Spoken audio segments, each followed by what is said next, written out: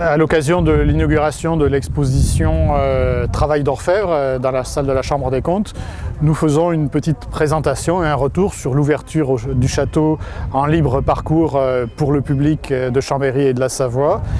Et cette ouverture du château est acquise depuis le mois d'avril et a provoqué un assez bel afflux dans le château, puisqu'on estime qu'il y a environ 30% de visiteurs en plus. Je me félicite aussi, comme président du Conseil général, que nous ayons pu, 13 ans, Monsieur le Préfet, après les attentats du 11 septembre 2001, qui avaient provoqué la mise en place du plan Vigipirate et la fermeture de la déambulation dans le château, la traversée de la cour du château, enfin réouvrir ce patrimoine savoyard aux Chambériennes, aux Chambériens, et puis à tous les visiteuses et visiteurs de notre belle et glorieuse capitale. Je crois que chacun s'en satisfait. Il ne vous a pas échappé non plus qu'il n'y a plus de voitures dans la cour.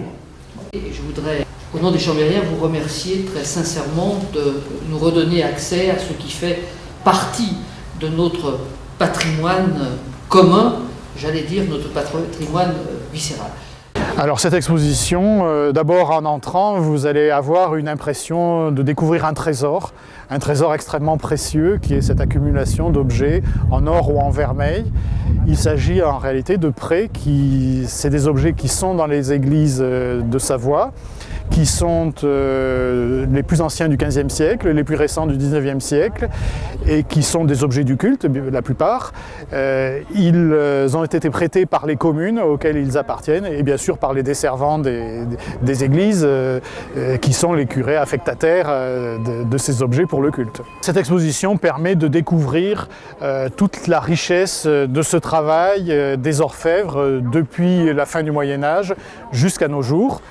Et nous avons en particulier de toute cette évolution de ce travail d'artiste qui part du Moyen-Âge pour arriver jusqu'à l'époque contemporaine.